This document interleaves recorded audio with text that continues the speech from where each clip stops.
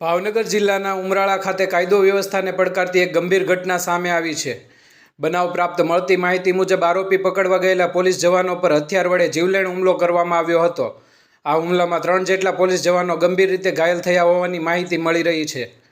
ઈજાગ્રસ્ત પોલીસ જવાનોને તાત્કાલિક સારવાર માટે ભાવનગર ખાતે ખસેડવાની તજવીજ હાથ ધરાઈ છે।